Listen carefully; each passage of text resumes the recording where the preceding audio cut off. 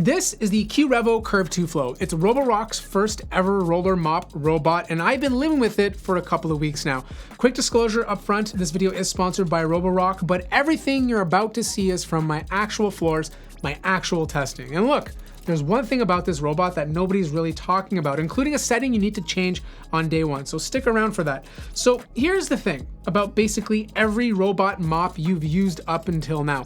They use spinning pads, and spinning pads have one fundamental flaw. They get dirty in the first room, and then they drag that same dirty water across the rest of your house. You're not really mopping at that point, you're redistributing. The Qrevo Curv 2 Flow flips that. It uses what Roborock calls a SpiraFlow self-cleaning roller mop. Clean water goes down onto the roller scrubs the floor, and the dirty water gets pulled up into a separate tank on the robot continuously, the entire session. So the last room gets the same clean water as the first one. And the numbers behind it actually matter. You're getting 2.5 times the mopping pressure compared to spinning pads. And the roller itself is 270 millimeters wide. That's basically edge to edge across the robot. It even extends out the side, so it gets right up against walls and cabinets. That strip of grime along your baseboard that every robot mop just ignores, this actually hits it. And honestly, this is the shot that sold me. This is the dirty water tank after one run on floors that I thought were clean. Like, that is crazy. That was all just sitting on my floor. A spinning pad robot would have pushed this thing around. This completely pulled it out. Now, here's the thing, and I want to be straight with you on this, because some early reviews and some early buyers kind of ran into it. Out of the box, some people were seeing water streaks left behind or the roller not wetting evenly. I saw a little bit of this too in my first couple of runs, and it turns out it's a simple settings fix.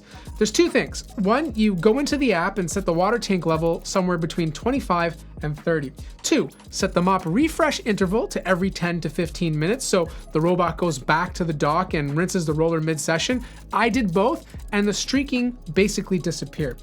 Is it ideal they have to change a setting? Obviously not, but it's a 2-minute fix, not a hardware problem, and I'd rather you know about it so you get the best experience possible. The other thing I was worried about with a constantly wet roller is carpets, because my place is mixed flooring, like hardwood into area rugs, and wet roller rolling onto a rug is a nightmare scenario. But when it detects carpet, the roller lifts and a cover automatically extends underneath it, a physical barrier between the wet roller and your rug, so it vacuums the carpet dry, mops the hardwood floor next to it, and the transition just works. I've been watching for damp rug edges for 2 weeks and it handled it perfectly. Now, a couple of quick everyday things. If you've got pets, I don't, so I don't have a demo for you, but you'll have to trust the spec sheet. There's a dual anti-tangle system, so hair doesn't wrap the brush onto the roller. Maintenance is honestly the best part that surprised me. The roller folds out at 75 degrees, pops off, and you rinse it in the sink in like 30 seconds, and the multifunctional dock handles the rest. It auto empties the dustbin, washes the rollers, and dries it, so you're not growing anything funky in there. Not everybody needs the do-it-all roller mop, and not everybody wants to pay for it. And that's exactly where this one comes in. This is the Qrevo S Pro, and during Prime Day, this, in my opinion, is one of the best value robot vacuums you can get under 500 bucks. Now here's what you're actually getting. 18,500 PA of suction, which for context is more than a lot of robots that cost twice this. Dual spinning mops that lift themselves when the robot detects carpet, an anti-tangle side brush, and the same idea of multifunctional dock. It empties itself, washes the mops, dries them. The hands-off experience is mostly intact. You're just trading the roller mop for spinning pad. Now here's a bit of a real world test. This is just rice on the floor and it's gone in one pass. And in the app, I've got a smart plan routine set up so it knows the kitchen gets hit daily after dinner and the rest of the place every other day. I set it up once, week 1, and I generally haven't touched it since.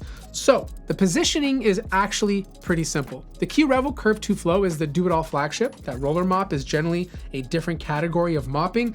The Qrevo S Pro is the value play. 90% of the convenience for way less money, right? Now, real quick, and I don't think enough videos say this, let me tell you who should not buy these. If you've got a tiny apartment that takes you 5 minutes to sweep, a robot is a fun gadget, but it's not going to solve a real problem for you. And look, that's okay. And if you're someone who's never going to open the app and set up a routine, you're paying for smarts you just won't use. A simpler robot would make you happier.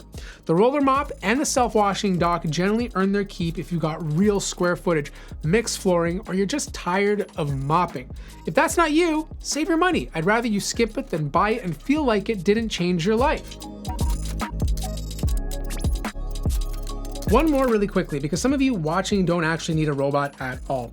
If your real problem is washing your hardware floors yourself, Roborock's also got the F25 GT on sale for Prime Day, and I want to spend a second here because it's generally a different tool. This is their entry-level wet dry vac, you push it yourself, but the party trick is it lays completely flat, a full 180 degrees, so it slides right under the couch, under the bed, under the kick plate of your cabinets, the places you normally ignore until you move your furniture once a year, and it vacuums and mops in the same pass. So you're picking up dry crumbs and wiping up the wet spill at the same time, then washing its own roller at the dock when it's completely done. It's not the flagship, and it's not trying to be, but for the price, if you've got hardwood floors and you actually like doing a quick clean yourself, it's a really easy add to the cart. Now, that's a whole separate video, but the link's below with the other two. Now, before I send you off, 2 weeks in, let me just tell you the one thing I actually liked most about each of these products, because that's usually more useful than a spec sheet. The Qrevo Curv 2 Flow, for me, it's that Roller-Mop hands down.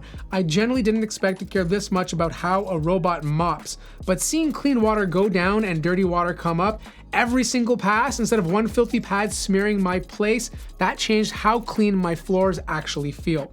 That's the one that surprised me. The Qrevo S Pro, it's the suction for the money. 18,500 pascals on something this affordable is kind of ridiculous, and the fact that it lifts its own mops onto carpet and empties itself means I set it up once and forget it existed, in a good way. And the F25 GT, honestly, it's how far under the furniture it gets. I have cleaned up things from under my couch that I did not want to find. If you've been putting off the under the bed situation, that lay flat design is weirdly satisfying. So, the big question, who's each one for? Well, if you want the absolute best, you never want to think about your floors again, go for the Qrevo Curv 2 Flow. If you want the smartest money you'll spend this Prime Day, Qrevo S Pro. Best value under 500 bucks. And if you'd rather wash your hardwood floors, Roborock F25 GT, the budget wet dry vac that gets under everything. All three are discounted for Prime Day, and I've got links to all three in the description down below. So check current pricing there, because these deals are generally some of the best of the year on these machines. Let me know in the comments, are you team robot vacuum, or do you still not trust one of these things on your floors? Generally curious. If this helped out, a like helps me out. Get subscribed for more videos like this, and I'll see you guys in the next one.